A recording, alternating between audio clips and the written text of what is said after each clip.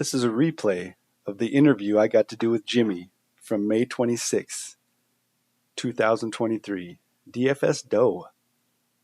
Please comment, like, and subscribe. Growing Up, Gaming, and Life, the interview show, episode number 11. First of all, huge shout out to DBG and the previous 9 interviewees. And we are scheduled up to number 17. So we're into July on this interview show. So it's been fun. It's been a learning experience. It's been inspired kind of by our guest tonight. Jimmy, how are you doing? I'm great, Tim. How are you doing? Thanks for having me on. I'm doing fantastic. Thanks for being on. Because thinking about it when I was prepping for tonight, I was thinking about why I was doing these. And it came back from a conversation in the late summer in one of your spaces. Yeah. That I was thinking, you know what? I could have sat and talked to that dude for an hour. Easy. And then this thing kind of grew, and now it's snowballed, and we got some awesome guests coming up. We've had some awesome guests on. It's like one of those things I'm able to book people because of the people that have agreed to be on here. That's true, 100%. It's clout, and I get clout from my friends. Hey, you know what? We all could give a little bit more clout to people. That's what I think. You can show people a little bit more love. You can show people a little bit more compassion, and things of that nature. So I'm right there with you. Oh yeah, plenty of clout to go around. Especially in the summertime when there's more people outside interacting. How's things in your neck of the woods? Is it finally nice outside? Beautiful, beautiful, beautiful week. Probably the best week all year, weather-wise. Pool open today. I spent some time by there today, so that was great. And it was definitely a blessing to be able to touch grass today and go out there and have some fun. How's the tan looking? Hopefully a little bit better after today, because I was waiting for that pool to open. That's for sure. Yeah, that's good. You were rewarded for patiently waiting. And I was. And that's good. That's good for you. Like I was rewarded for patiently waiting to interview you. And I have a little intro I wrote down of things I know about you. And maybe I'll buzz through it because I'm not really familiar with your game. I know of you, but maybe I don't know you per se. Okay. So we'll run through my interview, and if something's egregiously a lie, you might want to jump in. But we can correct any errors once we get through it. All right. So maybe we'll work through this together. So first of all, first we'll cook together. And first of all, top of my list, you are Dorian Finney-Smith. I am. All right. Perfect. I definitely am. How did that name or how did that connection come about? Because now you're pretty much intertwined with anybody that knows either of you, I bet.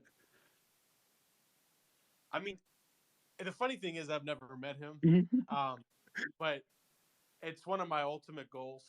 And there's probably not too many people out there who say, even the most hardcore NBA fan, probably like, oh, I don't want to.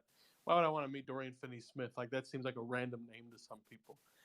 But he inspired me. And whether he knows who I am or not, that guy has one of the most inspiring stories ever.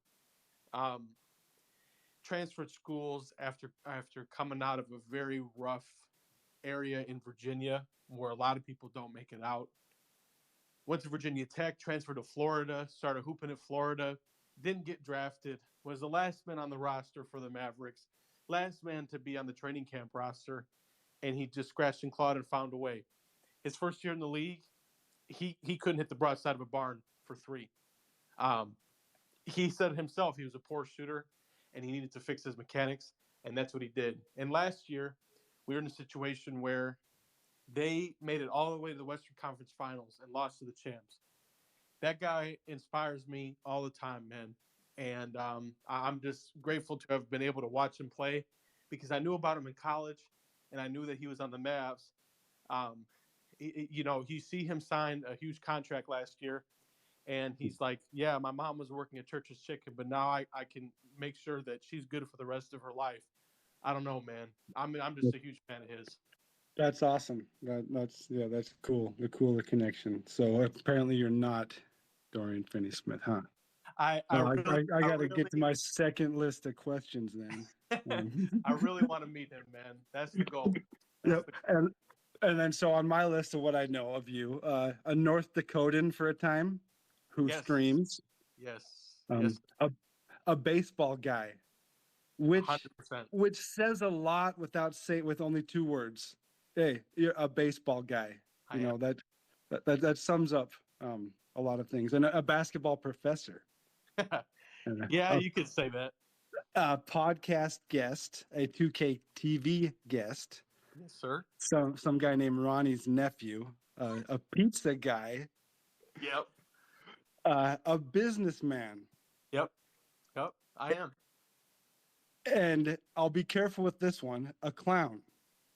In, in the same sense that I'm a clown. The kids see nowadays the clown is almost a fighting words with the clown emotes and stuff, but back class clown, it wasn't it was a kind of a badge of honor. Someone that is a clown is more self-aware than anybody else, like a professional rodeo clown.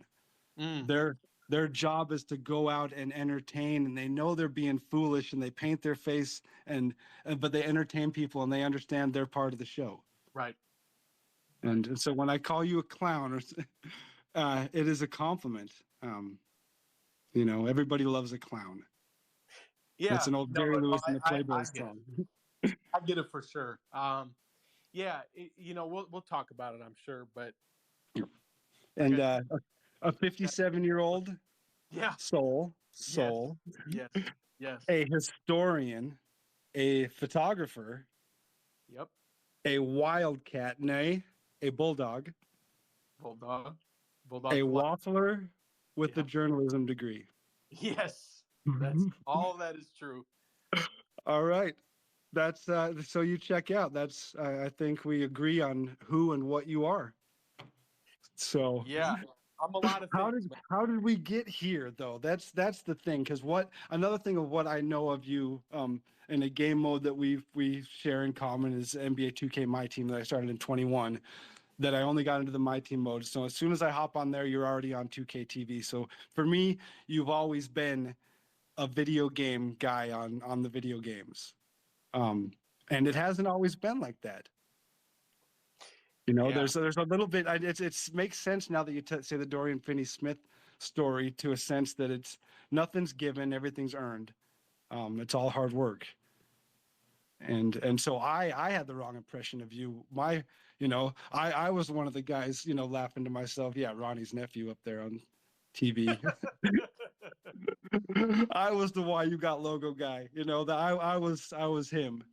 And now that I got to know you a little bit, it's more of a story, a continuation of a story, not a destination. This is just we're on a journey of what's more to come. You're not just the 2K guy on TV. There's things in the cook that you're cooking. Well, Tim, I mean, we're all cooking. Everybody plays a part. Everybody in the kitchen's got to play a role, and I mean, it goes. So if you had to back it up, when you first started playing video games, because I think that's kind of where one of the springboards for you started. What was your first system? Game Boy Color. Okay. Yeah. What game was the one? I played a lot of games, but I can remember playing the Pokemon Silver game that I was playing recently. But that was maybe even like a Pokemon Red, Pokemon Blue before then. But that's when I was a really, really little kid. I think I remember playing Madden 2000 on Game Boy Color. But then it eventually went to the Game Boy Advance. And I had the GameCube, I had the Xbox, I had the PlayStation 2. Somewhere along the line, we missed out on PlayStation 1, even Nintendo 64, even though that was my era. But I don't know what happened there. But so up to this point, these are all gifts that you're given as a kid throughout the stage of your life. Anything new, probably not fresh off the market, or were you pretty cutting edge as far as these Game Boys? Every time a new Game Boy came out, you were at the front of the line, or how did that look? I had, again, I was a real little kid, so I had the Game Boy Color, the green one. I'm looking at it right now. The same Okay, one. maybe moving into like the next evolution of the GameCube, and then into that. How are you getting your systems? My Were family they, for me, my mom, my dad. and what was it like at release? Were you on the list of, hey, the new PlayStation's coming out? Okay, we're gonna go to Jimmy's house because he's getting one this Christmas. No, no, it wasn't like that at all. Because I don't know, I'm an only child, so and there were kids in the neighborhood and stuff where I grew up, but I was very, very in my own space. Like of course, friends came over and things of that nature, and I was definitely talking with a lot of people, but I was in a situation where it was really just me. I didn't have brothers, I didn't have sisters, and I'm forever grateful that I had those systems, that I had an experience to play like Live 03 on the GameCube, and then 2K5 was my first 2K on the Xbox. I had a 2K5 strategy guide. I'm sure it's somewhere at my house. Uh, which is crazy to think about. NFL 2K5 for the PlayStation. I mean, it didn't matter what console. MVP Baseball 2005 for the Xbox, 2004 for the PlayStation before then. I was around that era, and it was just a golden era of video games. So when I go to Disc Replay and I see MVP Baseball 2005, it just takes me right back, because that's one of those games, Tim, and I'm sure you know this. Like, I can remember that soundtrack. Like, I can hear the Madden 05 soundtrack or the MVP Baseball 2005 soundtrack a split second from a song, and I know what song it is. It's crazy. Oh yeah, yeah. Well, some of those soundtracks, you almost expect what's next. When you hear a song from the soundtrack on the radio, Yep. oh, I know what's coming next, and you're disappointed because it's not how Yep. you remember. Yeah, yeah. I mean, that's where music has been such a big part of my life as well, because I remember driving around, listening to Radio Disney, and they would play the same songs over and over again. So you get into that routine. And again, I had a great childhood, man, the best childhood. For some reason, I don't think you were just listening to Radio Disney. I was definitely singing along. I cannot tell you how many times. Here's a song for you. Go look this up, because there are going to be people who listen to this who are going to be too young to remember this song, and it's going to make me feel old. Beautiful Soul by Jesse McCartney. That's when he was the next big thing. Dude, I heard that song so many times growing up as a kid.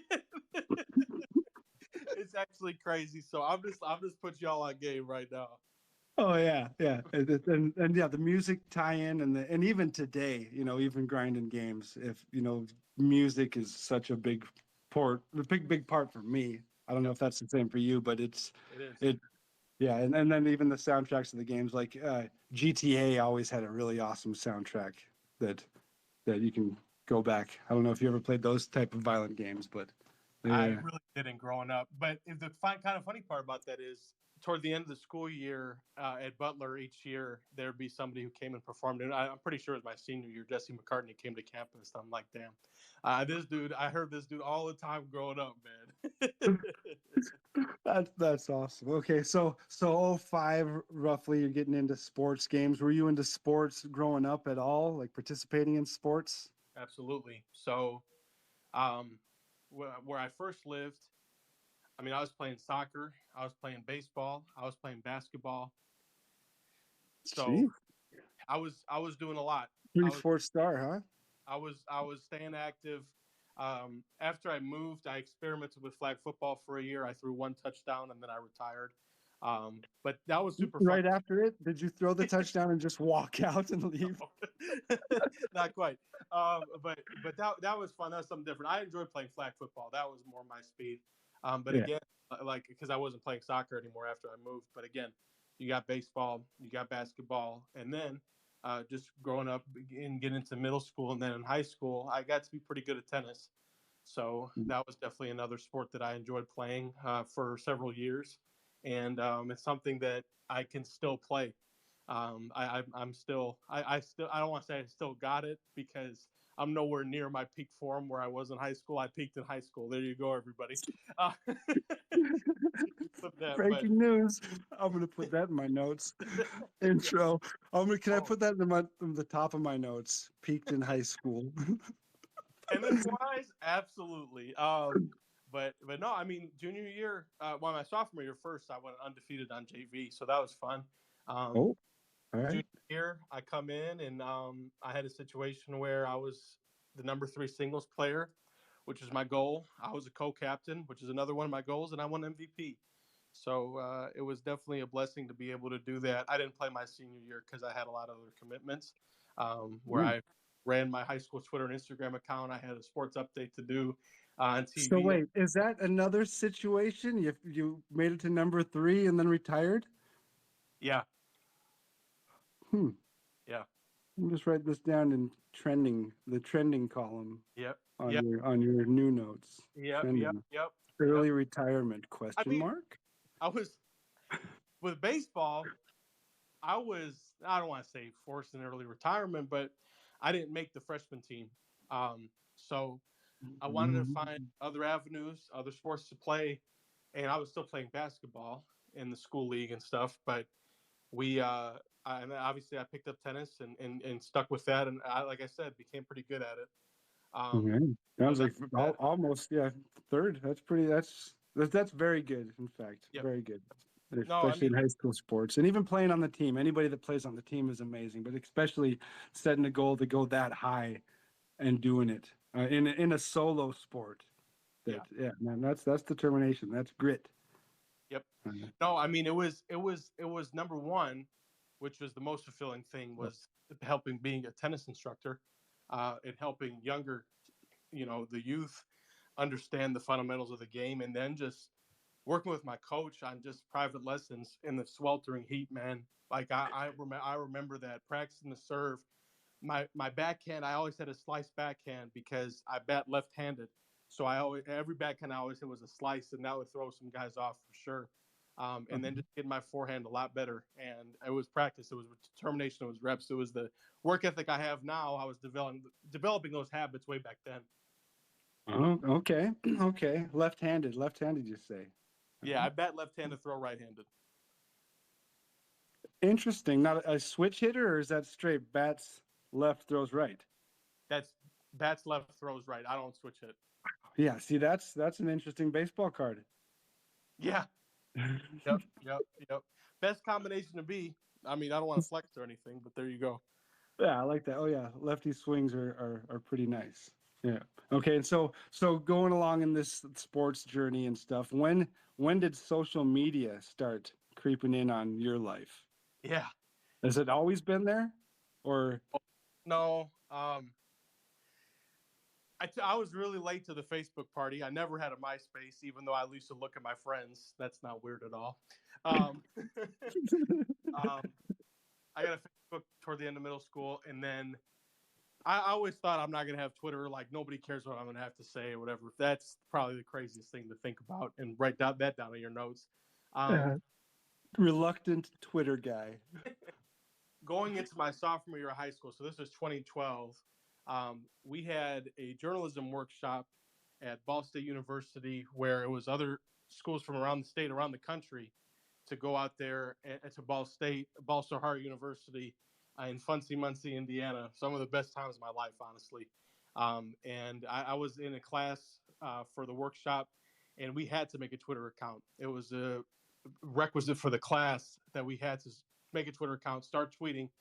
And that's the personal account I still have today, which is crazy. That was July 2012. I'll never forget that.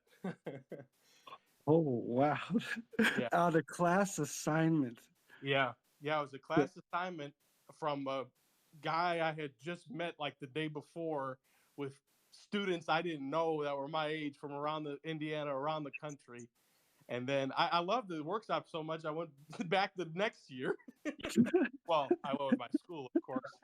Oh, but were you invited, or you just showed up? No, we went as a publication staff. So that's the other thing that was like crucial to my everything that I went through.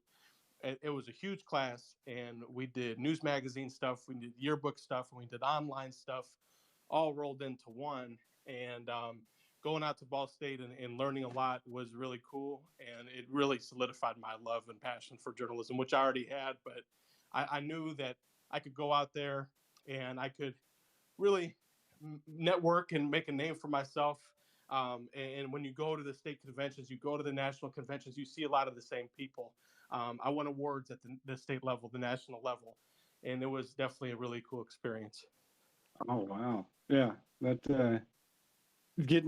jumping straight into it. Then going from signing up for Twitter to being awards for like networking style awards. Is that what it was? It was competition. It was competitive stuff. It was a broadcast commentary my sophomore year when national convention was in San Antonio. So we waffled down there and as a group, and I won the highest award you could get in San Antonio my sophomore year. I won another award in Boston the next year, and then followed that up in DC my senior year. So it was a blessing, man. Competitive broadcaster. Yeah, award-winning sports broadcaster. Yeah, you could say that. You could say that. I did. I just did, and I wrote it down too. So that I'll probably even tweet it later. So that makes it super official. Well, yeah. You've been playing that down a little bit. That part of your tool set. Yeah, broadcasting. Yeah. I mean, so my high school had block scheduling, and what that means is you have 90-minute class periods, and you have 4 classes the one day, and then the other 4 classes the other day, for a total of 8.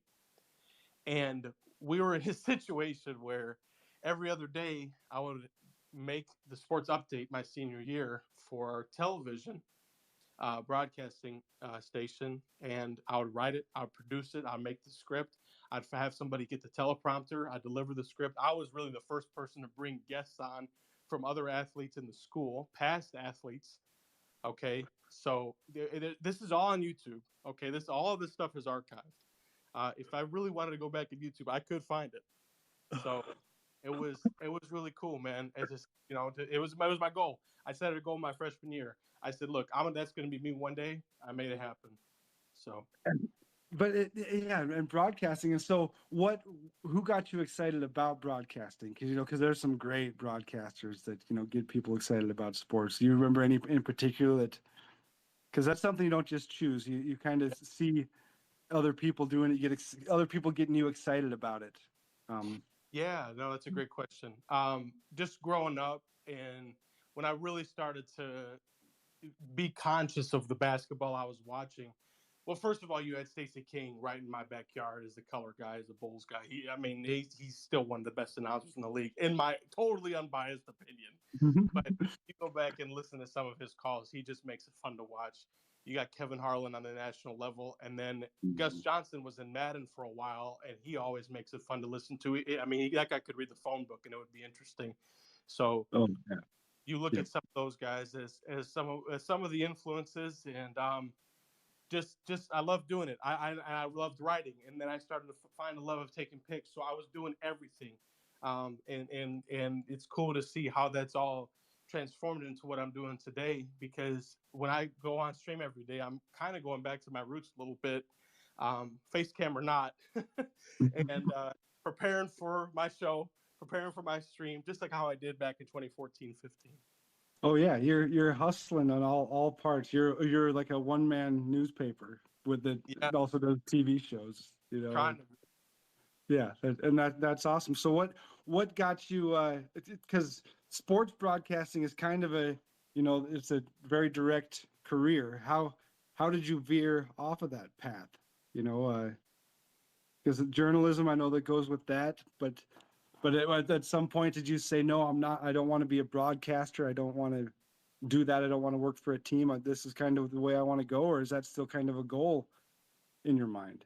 I was always loving writing too.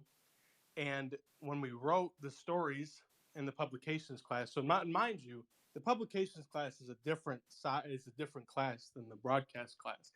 I was fortunate enough to go to a high school where there's a lot of different stuff going on. So I experimented with both. Now, what happened was I always loved writing, like I said, and then I went into photography. And when I started, I was horrible. There's no two ways around it. I was really, really bad at taking pics, man.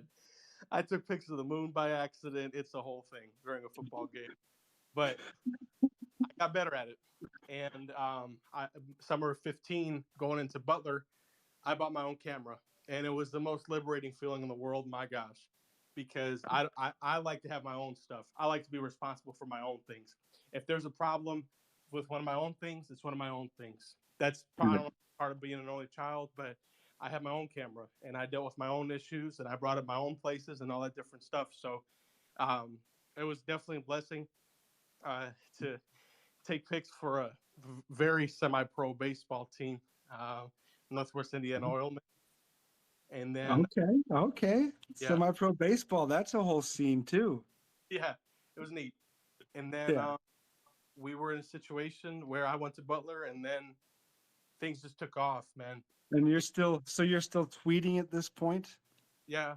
And you're still gaming. So that what year is this roughly? You don't have to dox yourself of your age, but that's No, I mean I already did. so you're approaching, let's say, middle of college, approaching, let's say, I don't even know what year or what system or what games are out. If there's online, when did you get big into online gaming along this journey? Because that stuff takes off. You go from playing, 05 by yourself to once you play an online game, you can get the bug pretty quick. So when did you first go online with a game? Oh, that's a good question. 2K11, because that's when I was in 8th grade, because I was playing Play Now and I was a demon. Okay. I like that. Yeah. And so was that a situation where it was just online, or was that online on mic? Talk smack. I didn't have a mic. Okay. Probably good. Probably saved you from a lot of bans, right? Guys, yeah, for sure. There used to this play in 2K11 where you could actually run a give and go play. And I used to do it with Derrick Rose all the time. I was unstoppable with whoever it was, Ronnie Brewer coming off the bench. And dudes would get so mad at that play, man. I'm just going crazy on the broadcast camera. And cheesing. Yeah, definitely. I'm like, let me just keep doing this. And I was playing the 2-3 zone sometimes, how I still do now. And I used to buy the game just to play as the Bulls. And that's pretty much how it was from when I started playing, honestly, 2K5, and then 2K6 started the 360. But to kind of get back to where I was at was 2015 was when I started at Butler. Okay. And so that was like a scene with you and the buddies there? Did that start to go like a couch gaming situation, or was it still kind of you use that as an escape from all the daily madness of everything else? I'm gonna be real with you, Tim. I didn't play that much in college. I didn't play that many video games. I played them. I played 2K. I played Madden for my freshman year. After 2K15, which was my senior year of high school, which I played heavily. That's one of my favorites up there with 11.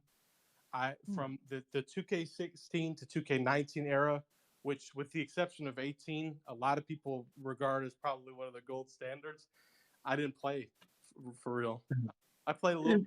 Hey, you don't have to judge your gaming experience or if you're playing or not by what 2K is out. There's other games that were out and available. I know, and it's funny. It's a good point of reference because it does have the years built right into it. Yep. So. Yep. And my junior year, especially senior year too, but I just remember coming back from break my junior year. So that was 17, 18. And then Fortnite was the wave, man. That was taking over the world. Oh yeah. And so at this time, are you still big into social media, or is that just mostly for school and connections? You still kind of business style social media approach? I mean, I was doing everything on there. I was tweeting. I was taking pics of Butler games, no matter what it was, because really, I don't say this to brag. I just say this as a fact. Nobody was doing what I was doing. Nobody was taking all the pics and getting to know all the players, and it didn't matter if it was basketball or wherever. I was just out there, just what did Jimmy say? Just hooping. And Well, it's a long way from just hooping and taking pictures and stuff from getting banned from a Suns Reddit account. That's there has to be a turn. So you were always just wilding on social media. Was it getting banned always a possibility, or no, no, no. was there a point that you decided to take it a little less serious and have more fun with it, or you still because the social media story for you in particular, for me, fascinates me. It fascinates me that because you have a whole North Dakota trip coming up in your life story that uh so I'm curious of when, like, you're doing this for school. You started off Twitter for school. And so when did you start getting the bug that, hey, this isn't about school anymore. This is about me getting my opinion out there. It's telling jokes and telling stories and yeah, putting yourself online for everyone to judge. no, that happened in college. Like I kept it light on there. I wasn't 100% serious 100% of the time, but at the end of the day, I knew I had a job to do. I knew I had a role to fill, and Butler's a small school. When you compare it to a lot of the other schools in Indiana, the IU's, the Purdue's, even the Ball States, Notre Dame's, but what you get is you have alumni around the country and even around the world who are very, very passionate about not just basketball, but seeing what's going on at the university. So I took this picture my freshman year at a homecoming football game. It was later called just the catch, not to, rain on Dwight Clark's parade or anything like that. But this guy made a crazy catch to beat the team we were playing. It was a one-handed grab in the end zone. I got it. I got the perfect shot, and I'm looking at it right now. It was crazy because that was it started everything. Butler University Twitter account shows it love, and the football guys are like, okay, now this weird freshman kid that showed up at all of our games might have some. So it was crazy, and then it just took off from there. And I'm out there, I'm shooting the basketball games my freshman year, and sophomore year my camera gets an Evo, so you'll appreciate that. Nice. So we're in that, and then I'm just going out there and like I said, just doing my thing, just hooping. Soccer game didn't matter. We got lacrosse sophomore year, softball, baseball. It didn't matter. I was everywhere. I really was, it was a blessing. So you took it, like, kind of took it upon yourself to let people know what's going on always everywhere. Yep. Just everywhere. Yep.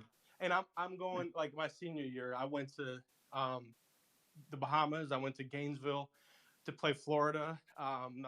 Yeah, I think I'm on the team. No, I was taking pics, but that's on the team. On the team.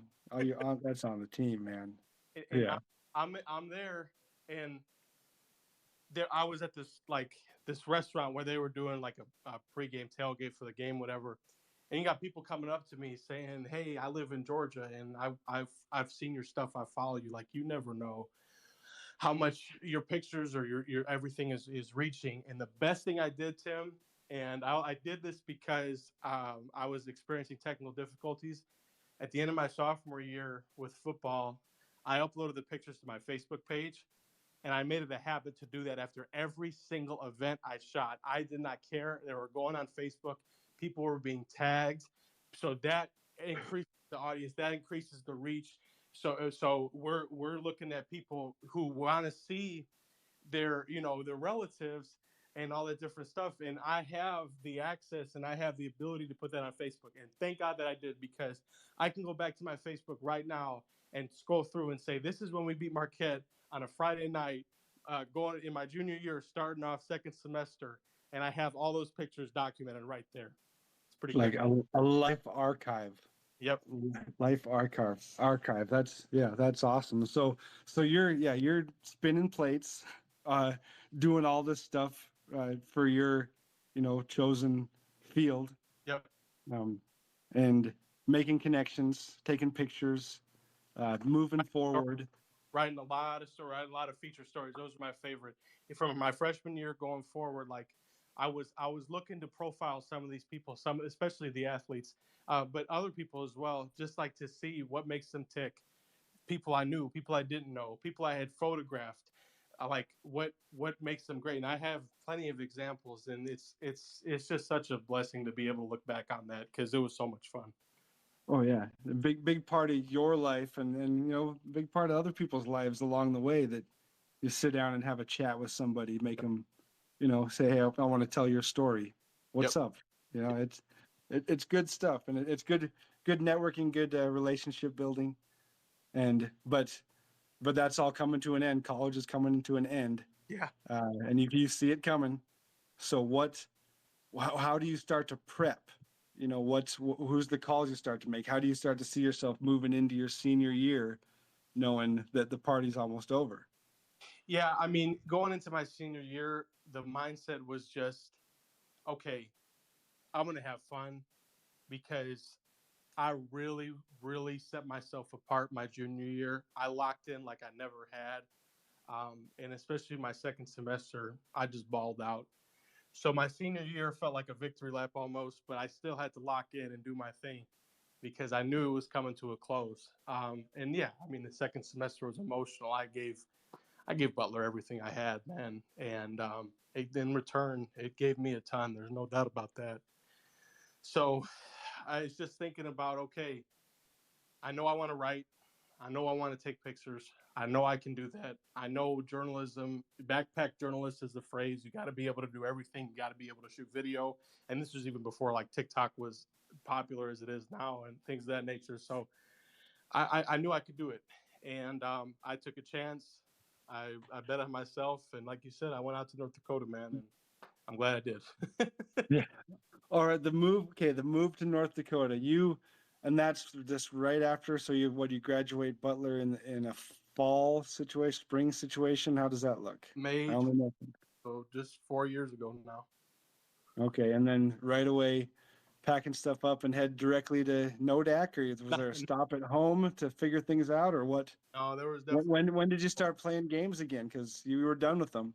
You were Yeah. done. Yeah, no, there was definitely a stop at home to figure things out and just really trying to find what the next step was going to be because I kept applying and I kept trying to figure my thing out and I was like, look, I've grown up in Indiana my entire life. I went to college in Indiana. I made sure I went to college close to home. Now let's try something new. I mean, at that time I was 22. I'm in my 20s at this rate. So let's try something, man. Let's try something out. And I get emotional talking about it because I thought I knew everything about Butler. That's for sure. I thought my junior and senior year of Butler, I thought I was doing my thing, and then you just go out there. Big man on campus to little fish in a huge ocean. Yep. And then with North Dakota, I mean, you know this, but especially in the town I was in, they have their ways, they have their traditions, they have the families that have been there for years and years and years and years and years, and they know it's a good thing and it's a positive and it's a negative at the same time. But they know what they're doing. But they couldn't be any more friendly. They couldn't be any more welcoming. The folks in the town, the people around, the people, the students, athletes that I talked with, the coaches, the staff members, the faculty, everybody, the principals, it didn't really matter. People welcomed me and made me feel welcome because I was over 1,000 miles away from home. So I mean, it was just a crazy situation. And I think back to myself sometimes, like, did I really do that? In 2019, right after I graduated, did I really take that chance and take that risk? And my first day of work was my birthday. I set it up that way because it was a Monday and it started on the Monday of the week. And I had to cover a home run derby at the local field for the Expedition League. And it was just, it was a challenge because I had to find something to write about and I had to take pics and I had to tweet and I love doing it. And then I go up the next day and, go to the office and go to a gas station and see my work in print. It's always a great feeling. So, okay. So working for the local press was the move, and because I think my very first message to you. I was complimenting you on your shirt because I'm a Gopher fan, and you said no, it's Minot's High School or something like that. You corrected me. Yep, Minot High School. Yep, Mm. yep. And And that's then I think that's right before you blocked me the first time. So, but no, I think that because that's kind of a cool little connection because I knew exactly what you were talking about as soon as you said where it was, yes, and I was like, oh yeah, this guy. Who is this guy? That was what I was thinking. Because I was watching, I was a fan of your streaming and stuff, and so okay, so you're in this little town. You're the paper, you're the local press for all the old folks. yeah, I was. But you're also, those aren't the folks you're playing video games with. Those aren't the folks you're tweeting about video games. no. Because You know that what's the funny thing became is, a pretty big part of your life. I don't know if you realize that, but it's a pretty big part of your life right now. Yeah. Hey, Tim, I'm gonna be like, this is gonna shock everybody in here. When I was in North Dakota, I wasn't tweeting about video games. What? No, not. Were you playing them? Yeah, for sure. Who are you telling about your accomplishments to then? Reddit? You have to tell somebody. It's show and tell. Social media is show and tell. That's what it Really is. I mean, So you were just playing for fun. I was playing for fun. I made my Reddit account in October of 2019. Just, I don't even know why, just like on a whim. Like I had very, very little experience on Reddit. I'd barely been on a platform before. And I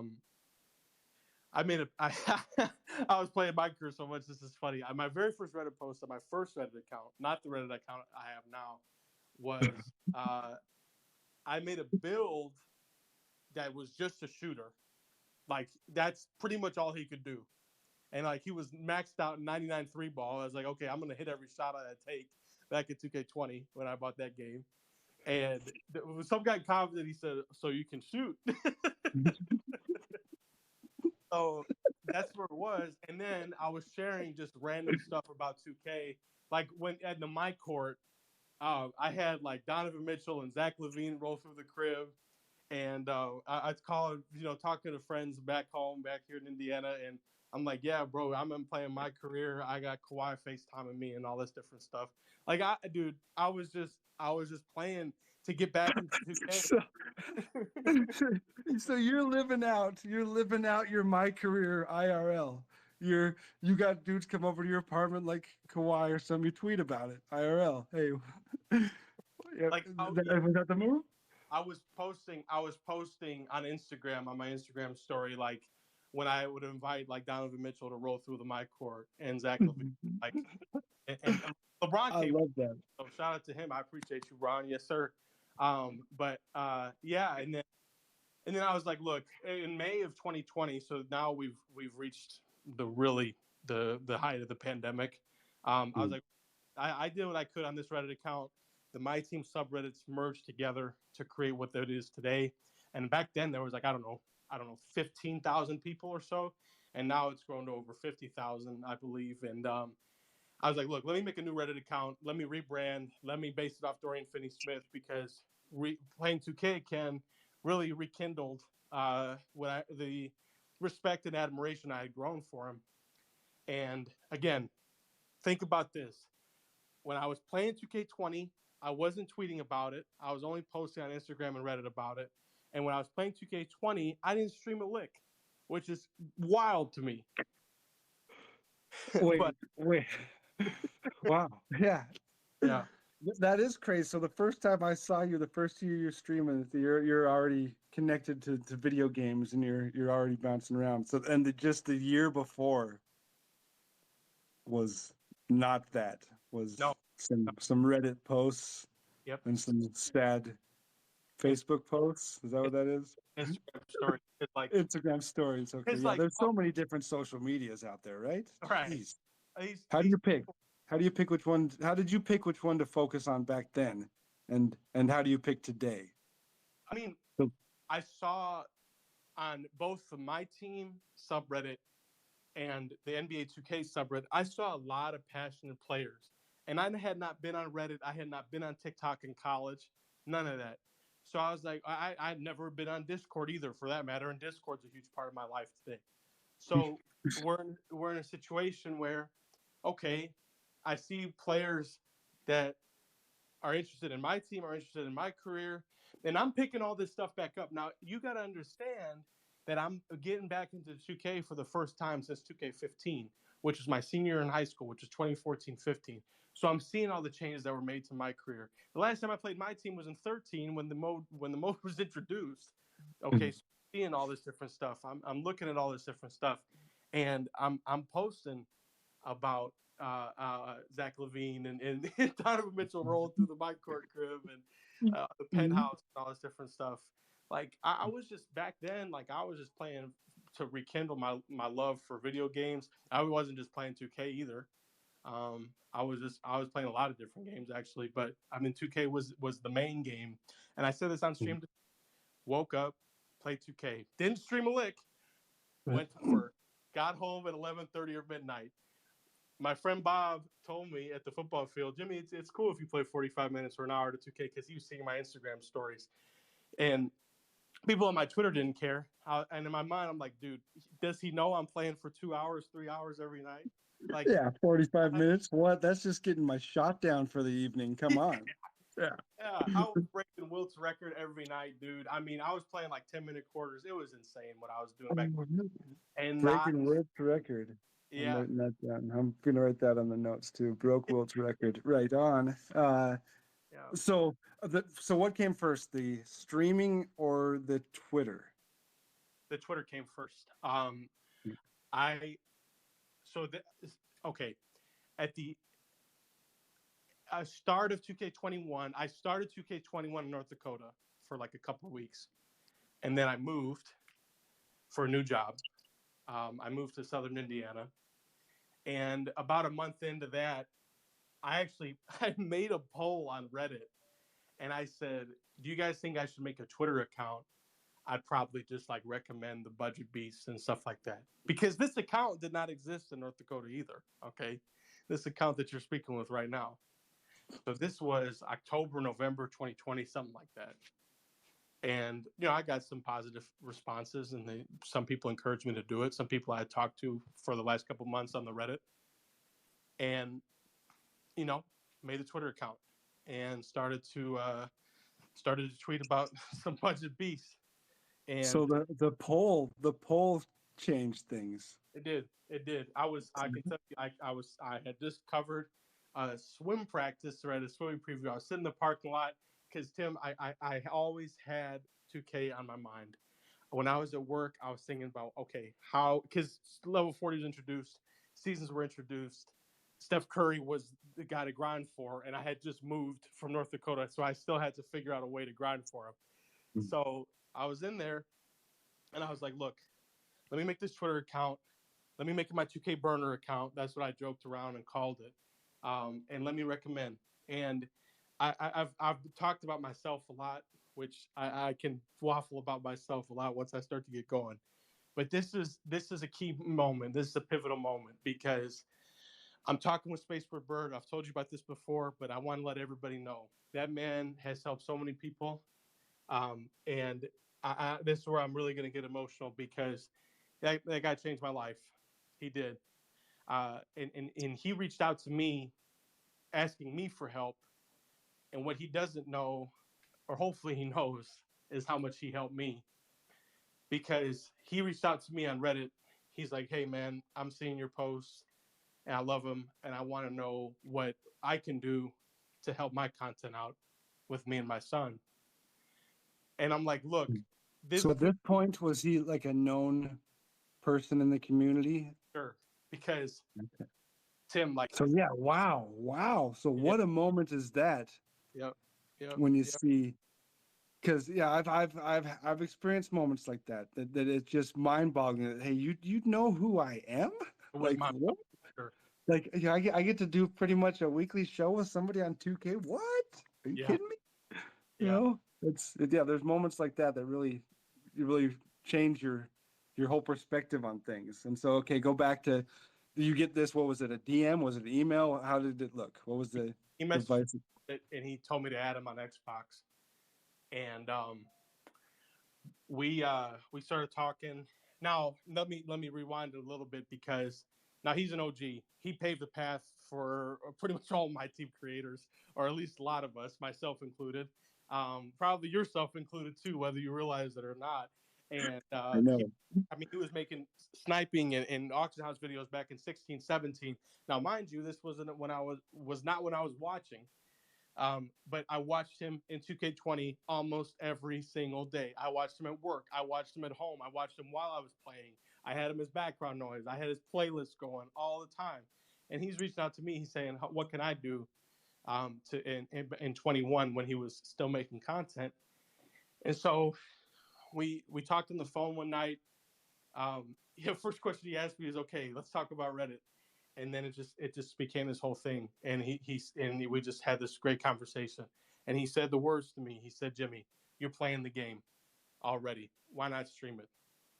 And I don't know why that didn't click for me when I was in North Dakota, but maybe I just, the kid who was an only child, who always wanted to do everything himself, who just wanted to fight all the battles himself and figure out everything himself, needed to hear that from an OG, from somebody who had been established in the community, from somebody who had grew a really, really important and significant YouTube channel in our community, someone who helped me a ton before he even knew who I was, and I didn't even know who he was for real. And it changed my life, because then next thing you know, I'm going to get the GameStop, and I'm buying a headset, I'm buying a mic, and he has me on his stream to practice. And I saw the clip, because we were talking about limited, and he's like, who's in your lineup? I was like, I really like this Ruby Matisse Thibault card from season 3, the season of giving back in 21. He was a fun budget card to use. And I started to gain a little bit of traction on Twitter, but nothing crazy at all. And one night I just fired up a stream, and I didn't even talk. And Imagine your stream without yes, you talking yes, nowadays. What? yes, it happened. I promise. Nowadays, you don't even have to play the game. You just waffle and people watch. We'll talk about the whole different night and day spectrum. Yep. First stream, no mic. First okay, stream, and so what was that? Was first stream? Mike didn't talk. I know. Oh, wait. I know. Oh, wow. Yeah. So this was holy cow. So this was a mental, like, pushing over the limit of what your comfort zone was. Yep. That you were willing to push yourself to the stream, but nope, you're not. No one's making you talk yet. No way. Nope, I'm streaming. That's fine. I was just going to stream it, and I don't know if anybody was going to show up. So I was just like, look, let me go ahead and just stream it, because he encouraged me to stream it. And all of a sudden I see that viewer count in the corner go up to 2, go up to 3. And in my mind, I'm freaking out. I'm like, dude, this is crazy right now. What is going on? I want to give a shout out to Nolan, my first mod. Obviously, we knew each other IRL before all this stuff happened, because, he's now at Butler, and he popped up my first stream, and so did my guy Sahib, who I had talked with on Reddit. So big shout out to those guys for always showing love. And I just kept doing it, and I kept streaming, and people started to come through whenever I could. Back then I was working a ton, like a lot, and really Sundays were the best days for me to be able to stream, and just stream kind of whenever. There was no schedule, Tim. There was no consistency. There was no, it was impossible. You're a whole different person. Like you're a new account is what you are. I am. So you think about that, and now here's what I want you guys to do. I want you to think about that, and I want you to think about me firing up stream with a mic and not speaking. This was the end of 2020, around Christmas time, into the start of 2021, and then I hit affiliate, and the card that really changed things for me was Season 4 Galaxy Opal Kawhi, and he's in the conversation for my favorite level 40 card ever, and probably the community's as well, because that card was absolutely insane, and it motivated me to continue to stream. And I caught a windmill double poster. Floki clipped it. It's still on my channel. It was like in a domination game or something with Kawhi. I was like, yo, this card is insane. I was one of the first people to get him. I wasn't the first, but I was cooking, and I really wanted that Kawhi. He's one of my favorite players. It was Steph, it was Blake, it was Wade, and it was Kawhi, and Steph and Kawhi just put themselves like head and shoulders above the rest. And Blake was incredible, and Wade was really good. But I could show off. I'm like, dude, I have a lot of rewards cards. I have a lot of cards. I had evolved Elgin Baylor by that point, which, if you remember that grind, was insane. And that's where you stop rattling off level 40 names, huh? Right there. I mean, wasn't there another one that came out? There was no. The next one was still really good, and it's your guy, Biceps himself, the Admiral. So he was awesome. And that's kind of, again, kind of our stories are a little bit similar. I was done with grinding level 40 already after Wade. I was done. No more. Okay. It was too much to do. There's too much. I had COVID a couple times, which is the only way that I got those level 40s done. Okay. And so I was done. And I even told my sons, I said, no, it's too much. Back to park. Okay, we're good. And then, of course, 2K announces D-Rob's the level 40. Yeah. And I was like, okay, boys, we're going to have to hold off on park a little bit longer. And then that was it. I was all in. So that's funny how like that Kawhi, a card like that can change your whole trajectory. Yep. No, and then it was season 5. That season was so fun after that. That was incredible. That season was so much fun. Probably one of the best seasons, if not the best season for a lot of people in my team history.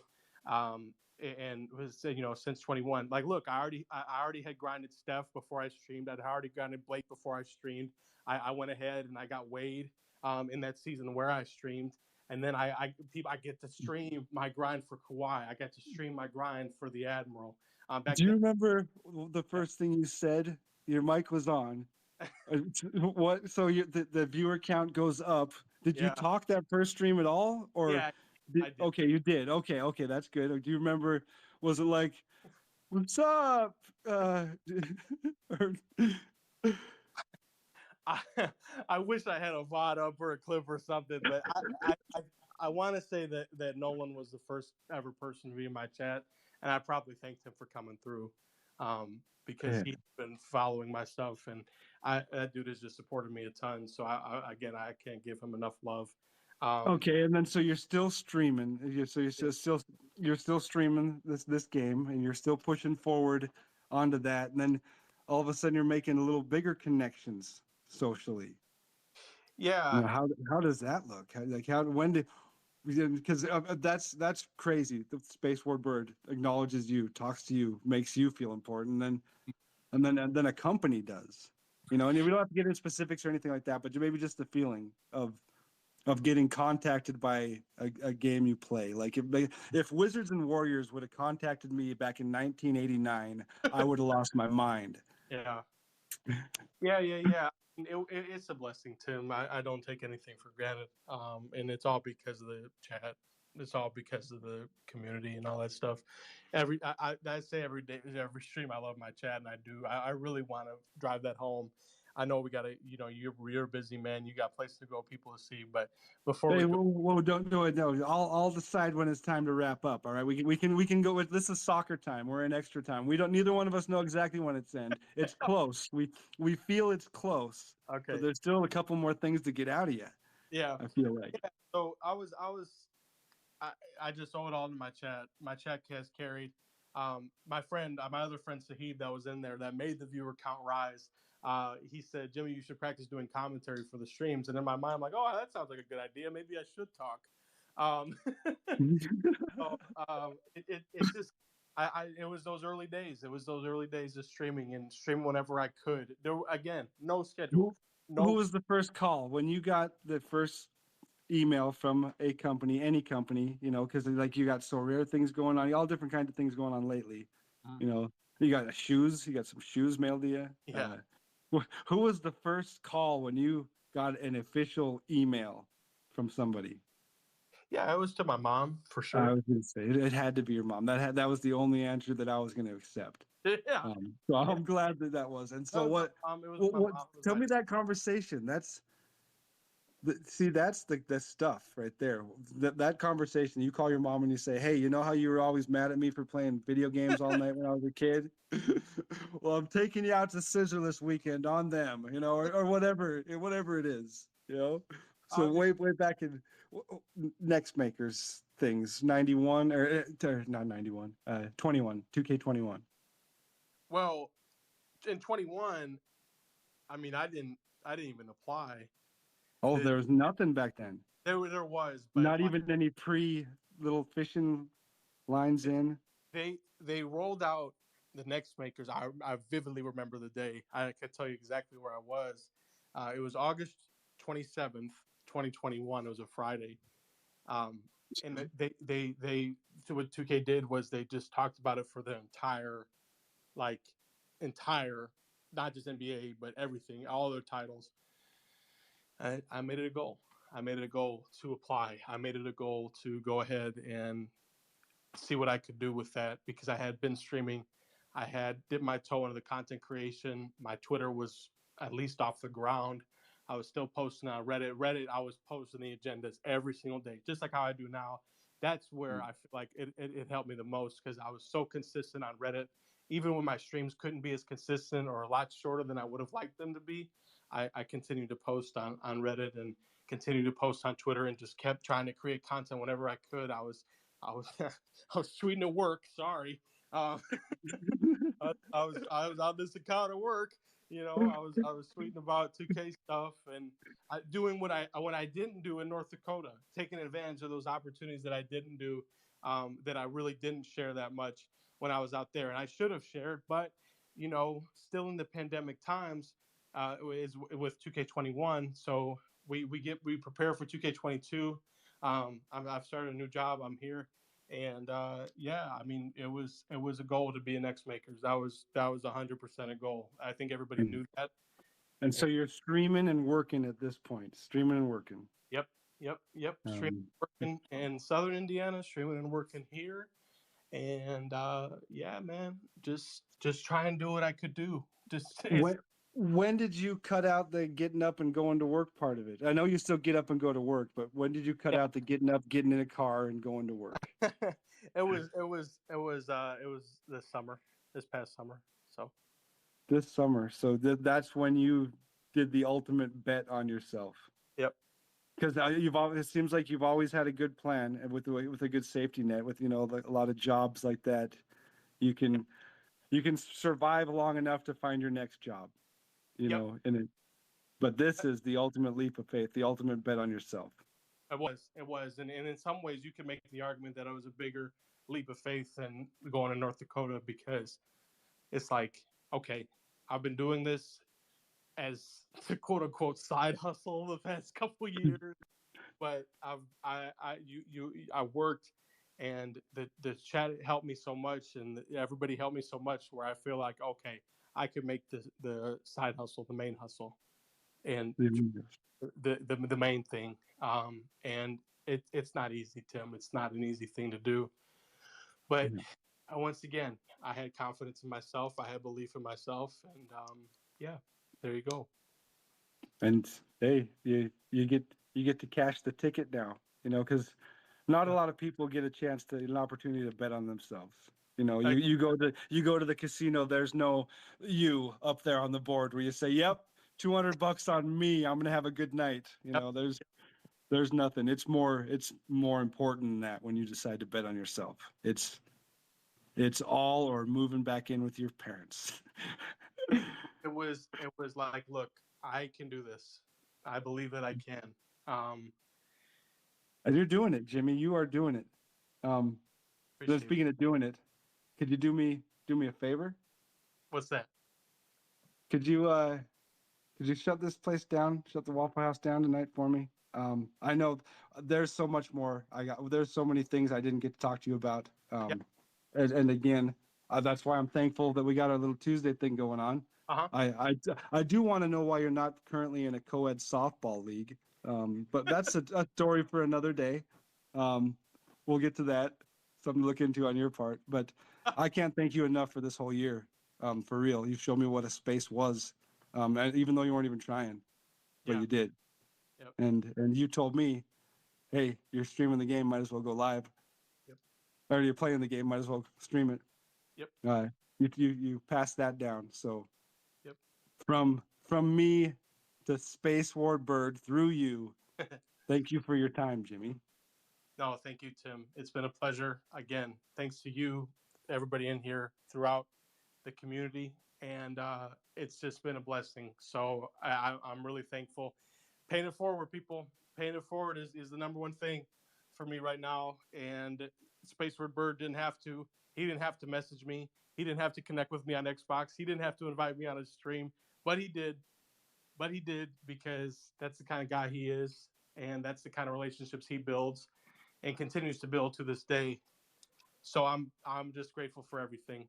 You guys help me out so much. You guys don't even know. Every day, I love my chat. I have the command. I don't know how that command happened or where it popped up, but I type !ILY, and I love my chat. Chat carries the stream. Chat carried the night. So thanks to Tim and thanks to everybody who came through. And I'll catch you guys tomorrow when we get Zion, baby. So thanks.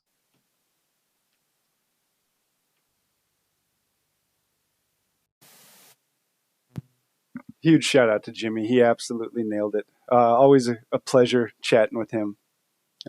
Please comment, like, and subscribe. Check out the other stuff. A lot of good interviews, I think.